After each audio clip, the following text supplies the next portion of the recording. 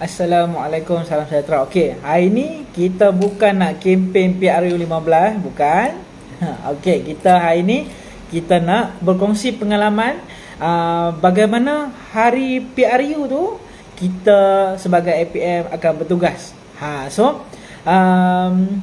Saya banyak berkisahkan PRU 14 yang lalu. So kita share sama-sama, kita kongsi. Semoga kita lebih bersedia untuk PRU 15 hari mengundi nanti. So, okey, untuk hari mengundi nanti, of course kena awal lah. Okey, kena awal lapor diri. Okey, kena lapor diri awal sebab pukul 8 mengundi nak start lah.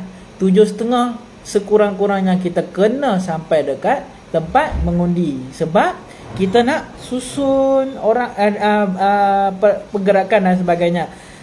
Ingat, hari mengundi tu ada orang yang sesudah subuh dah beratok siap-siap dah. Dia nak dapat nombor 1 masa hari mengundi tu. Ada orang bangga dapat nombor 1 masa mengundi nanti. So, hari mengundi pastikan kita lapor diri awal untuk bertugas lah. Okay, sebagai medik. Okay, kalau ikut PRU 14 yang lalu, kita menempatkan 2 ahli APM di setiap tempat mengundi. Setiap sekolah tu ada 2 ahli APM, kemudian ada in charge akan jaga contoh 5 sekolah. So in charge ni akan bergerak macam tu, tukar-tukar orang lah.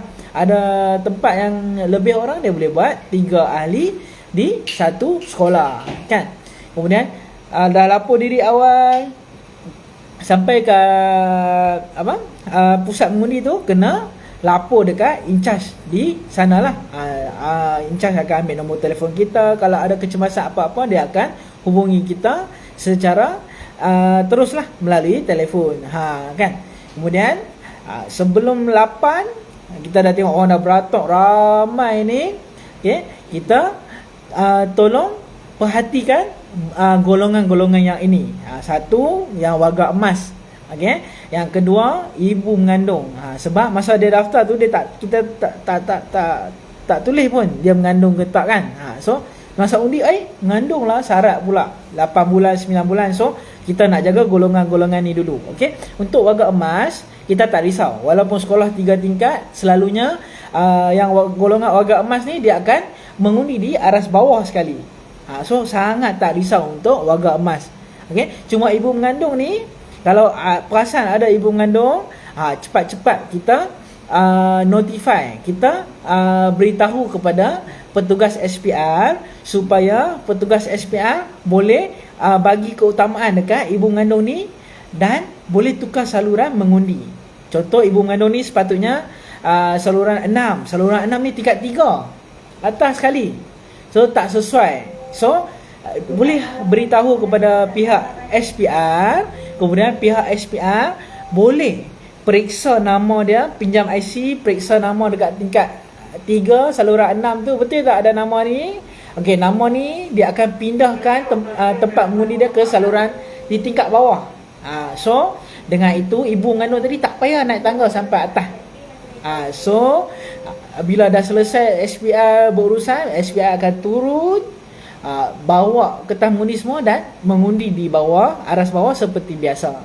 So kita sebagai petugas ni, kita kena alert lah, petugas medik ni. Okey, kemudian untuk PRU ni, hari PRU ni memang ada petugas SPR ni yang tugas dia penunjuk arah. Penunjuk arah ni sekali lah dengan tolak wheelchair, bantu warga emas, bantu mereka yang memerlukan. Tetapi mungkin petunjuk arah tu seorang atau 2 orang saja kat satu pusat mengundi. So kalau kita nak bantu pun apa salahnya, boleh bantu. Okey, kemudian waktu mengundi ni panjang, 8 pagi sampai 6 petang. Kali ni tambah sejam lagi, sampai 6 petang. So 8 pagi sampai 6 petang tu kena make sure lah, sebelum hari mengundi tu kena cukup lena, kena cukup rehat dan sebagainya. Kita nak hari bertugas tu kita semangat lah, kita boleh melaksanakan tugas dengan baik, kan. Okey, sampai kali ni mengundi sangat special sebab pesakit COVID pun boleh mengundi. Kali ni sangat special.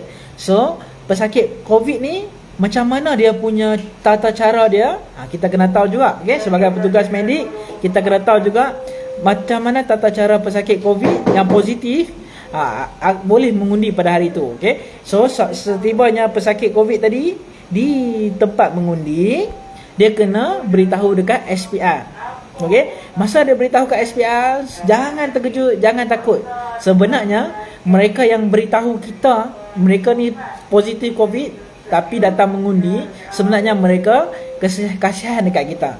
Mereka nak jaga kita juga, sebab mereka tak mau mereka diam-diam, kemudian bila dah selesai mengundi ramai dijangkiti. Okay? So jangan takut dengan mereka. Caranya bagaimana?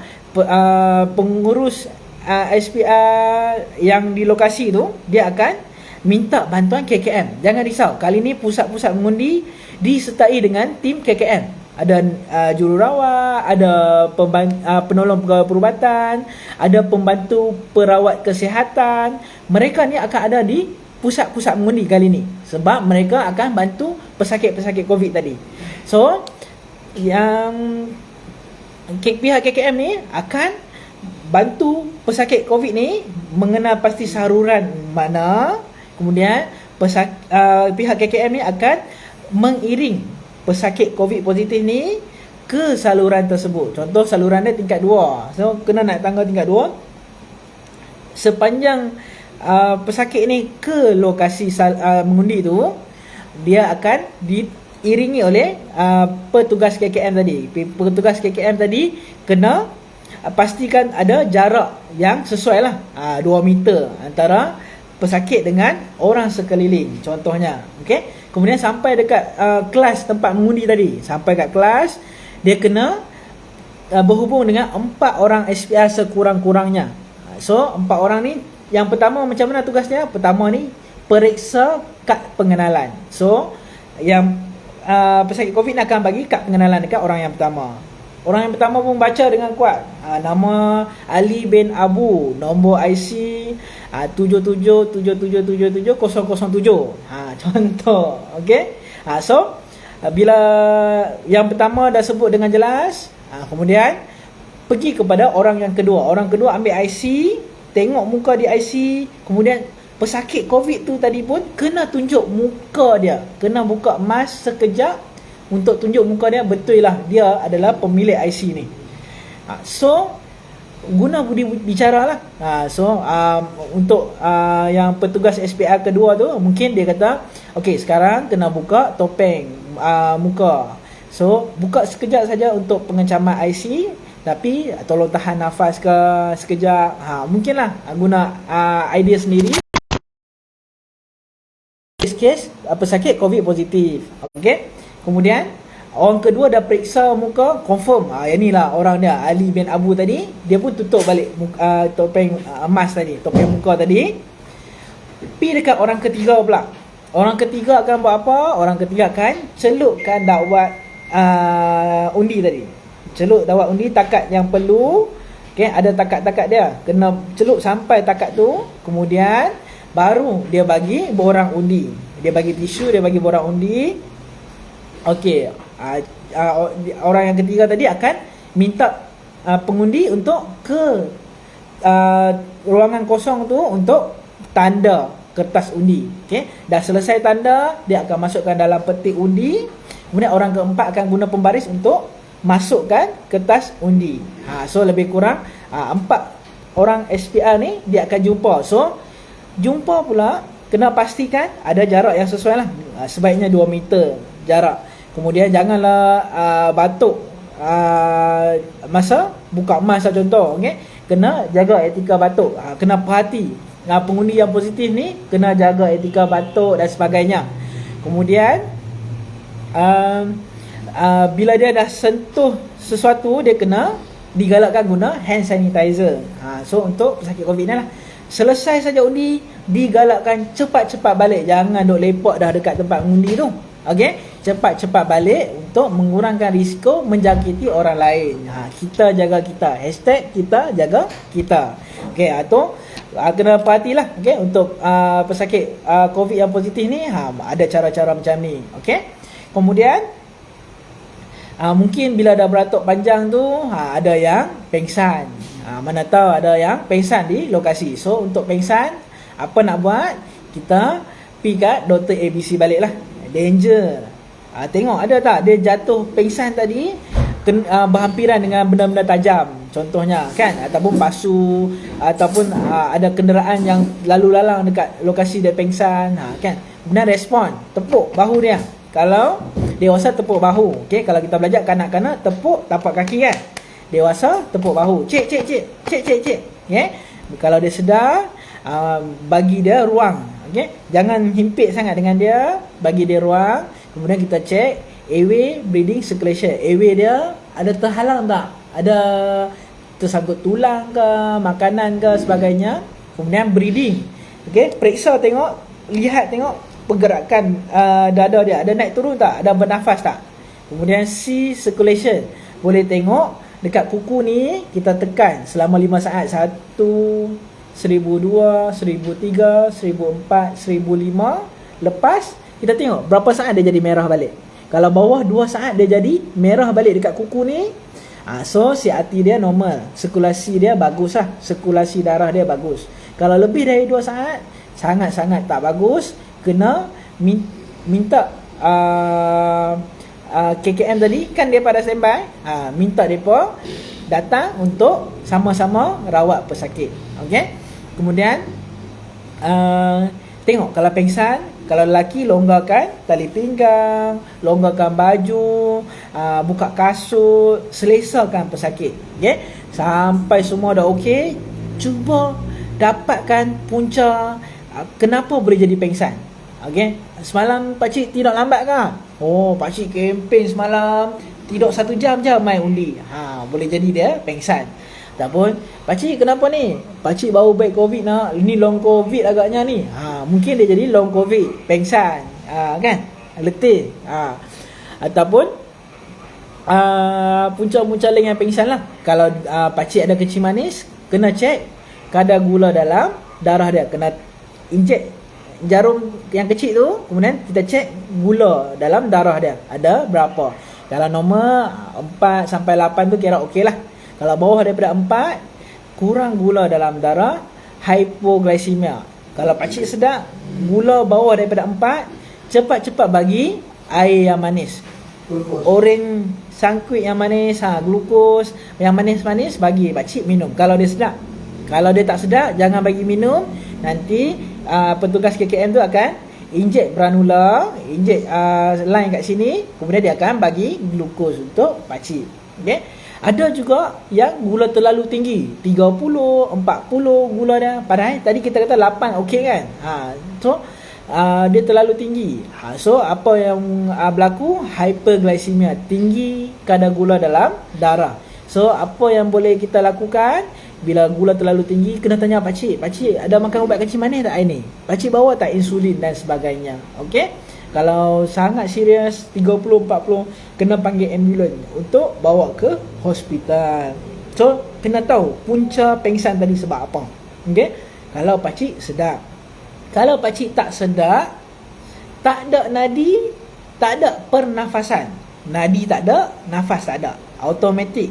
Siapa yang tak sedar, tak ada nadi, tak ada nafas, automatik start CPR. Okay, Dr. ABC start CPR. Kalau ada AED lagi bagus. So yang tadi kita datang awal 7.30 tu, kita perhatikan sekolah ni, pusat mengundi ni ada tak AED. Ada setengah sekolah ada AED, ada setengah masjid ada AED, ada setengah stadium ada AED. Okay, ada setengah pusat rekreasi ada AED. Kita tengok lokasi undi tu dekat mana. Okay, ada yang buat kat stadium besar, stadium ada yang buat kat sekolah-sekolah yang ada kan. So kalau ada AED, guna AED. CPR awal, AED dilekatkan awal, digunakan awal. Kemudian panggilan ambulans yang awal, meningkatkan peluang pesakit untuk ROSC. Orang CPR kalau dia tersedar semula, ada nadi, ada nafas, kita panggil ROSC. Ada nadi, ada nafas kan? Kita panggil ROSC, Return of Spontaneous Circulation. Maksudnya dia boleh bernafas sendiri, ada nadi sendiri pam dalam badan kita. ROSC ni benda yang bagus lah. Benda yang bagus, sangat susah nak dapat semasa kita rawat pesakit guna teknik CPR. ROSC ni kena cepat-cepat buat CPR. Dia jatuh-jatuh je cepat-cepat buat CPR. Ada orang nampak dia jatuh, cepat-cepat orang tu buat CPR. Kemudian cepat-cepat letak AED dekat mangsa. Kemudian cepat-cepat call ambulans untuk rawatan. Kemudian ambulans pun datang awal, cepat. Kemudian penilaian berterusan. Kena masuk ICU pula. Selepas kecemasan mungkin masuk ICU, kita nak nilai dia. Mungkin masuk ward, kita nak nilai dia. Okay. So kalau ada kes CPR, tak ada nadi, tak ada nafas, cepat-cepat mulakan CPR. Seperti biasa, Dr. SABC. Danger dulu. Perhatikan, ada tak bahaya kat diri kita? Kita pakai mask tak? Sekarang paling penting mask lah. Kena pakai mask selalu. Kemudian pakai glove. Kemudian mangsa pula, ada tak di kawasannya ada benda tajam, paku ke, kaca ke. Kemudian ada tak dia dekat persekitaran dia tu, dia dekat tengah jalan, kereta motor lalu lalang kan, kena alih dia dulu ke. Okey. Kemudian pastikan pesakit ni tak baring atas tilam tau. Dia baring kat permukaan yang keras. Okey. Atas jalan raya ke, atas spinal board ke, permukaan yang keras. Jangan dia baringkan dia atas tilam, atas katil. Sebab bila kita tekan CPR tu, kita tekan tilam tu, kita tak tekan rusuk pesakit untuk pam jantung tu. Okey, kena permukaan yang keras. Okey. Kemudian cek respon dia. Cek. Kalau tak ada respon, cepat-cepat call 999. Macam kes tadi, seorang call 999, seorang lagi panggil KKM pun boleh. Tak ada masalah. Okey. Kemudian baru ABC. Kalau bukan trauma, kita head tilt, chin lift. Kita dongakkan dagu dia. Kalau trauma, jaw thrust. Punggung tangan ni ada dekat pipi. Kemudian 3 jari tolak nak atas. Okey. Jaw thrust. Kemudian B, breathing. Perhati tengok dada dia. Ada naik turun tak? Okey. Ada naik turun kalau masih bernafas. Kalau tak ada naik turun, tak bernafas. Okey. Kemudian C, circulation. Tengok dia punya kulit ni warna normal ke pucat kan? Kalau normal kita panggil warna kulit pink. Kalau tak normal kita panggil pucat lah, ataupun kebiruan, yang tu yang kita takut kan. Kemudian kalau kata tak ada nadi, tak ada pernafasan, boleh cepat-cepat buat CPR. Tekanlah. Okey, kali ni sebab kita takut COVID, tak perlu hembusan. Tekanan berterusan selama 2 minit. Tekan sampai 2 minit. Maksudnya dia kena tekan berapa kali? 200 kali dalam masa 2 minit. 1 minit 100 kali. Tekanan yang the best one. Okey? Maksudnya siku tak bengkok. Okay, lepas tu guna kekuatan bahu. Tekan bahu. Tak mau tekan siku. Okey? Kemudian 2 minit yang berterusan. Okey? Kemudian lepas 2 minit tu tukar orang pula. Kena tukar orang sebab kita tak mau bila kita dah letih, tekanan tu tak mantap. Tekanan tu dah lemah. Okey, kita 2 minit je tukar orang. 2 minit je tukar orang supaya kita dapat bagi tekanan dada yang terbaik. Okey? Okey, itu untuk kes CPR. Okey, so kita dah pergi pesakit COVID, kita dah pergi pengsan, dah pergi sampai CPR. Apa lagi yang boleh berlaku semasa hari mengundi nanti? Contoh excited sangat. Nak mengundi ataupun dah lewat dah 5.58 baru sampai dekat pusat mengundi. 5.58 baru sampai kat tempat mengundi, padahal pukul 6 dah nak tutup dah pusat mengundi tu. Dia lari terkehel pula. Okey, terselih pula kaki. Okey, untuk kes terselih apa yang kita boleh buat? Okey, kita boleh guna teknik RICE. RICE. RICE, nasi. RICE tu nasi. Okey. So, untuk teknik RICE ni, R maksudnya rest. Minta pesakit rehat. Jangan gerak dah. Sakit-sakit dah, jangan gerak. Kalau gerak, kita khawatir sakit tu jadi lagi teruk. Bengkak tu jadi lebih teruk. Okey. Kemudian ice. Letak ice. Tuang ice. Okey. Untuk APM kita sangat senang. Kita ada glove. Kita masukkan ice dalam glove. Kita ikat glove tu. Kemudian kita tuangkan dekat pesakit selama 15 minit. 15 minit cukup, angkat. Okay, tak mau lebih sampai 20 minit, tak mau. Sebab terlalu lama dekat lokasi yang kita letak ais tu boleh menyebabkan terbakar tisu-tisu di kawasan tersebut. So jangan lama sangat, 15 minit saja. Okay, so lepas dah ais, kita boleh kompres. Kompres maksudnya kita tekan dekat kawasan yang bengkak tadi. Kawasan yang bengkak, kita guna bandage untuk kompres dia. Okay, ingat, bandage bukan untuk patah saja, bukan untuk pendarahan saja, tapi untuk bengkak juga. So kalau ada bengkak, boleh guna bandage untuk kompres kawasan yang bengkak, supaya bengkak tu tak jadi lagi teruk. Bengkak tu tak jadi lebih teruk. Kita kompres cepat-cepat, kemudian kita elevate. Kalau kena kat tangan, kita elevate tangan bagi tinggi supaya salur darah tak kumpul dekat bawah. Nanti bengkak dia jadi lagi teruk. Okay? Kalau kaki pun sama, tinggikan kaki, rehatkan kaki. Lepas tu kalau perlu, bawa mangsa ke hospital untuk rawatan lanjut. Okay? So sedikit sebanyak penugasan di hari mengundi di pusat mengundi. Okay? Selamat bertugas. InsyaAllah walaupun makanan disediakan, tapi mungkin kita nak standby roti, biskut, air. Kita nak standby sikit sebab kita takut kita tak sempat makan. Dia bagi nasi lemak, kita tak sempat makan. Wah, ramai tak sempat makan. Dia bagi nasi ayam, tak sempat makan nasi. Kita cuma sempat kunyah biskut atau roti. So standby juga sebab kita nak jaga ni 8 pagi sampai 6 petang. Okey? Semoga bermanfaat perkongsian kali ini. Berjumpa lagi kita di hari-hari yang lain. Assalamualaikum, salam sejahtera.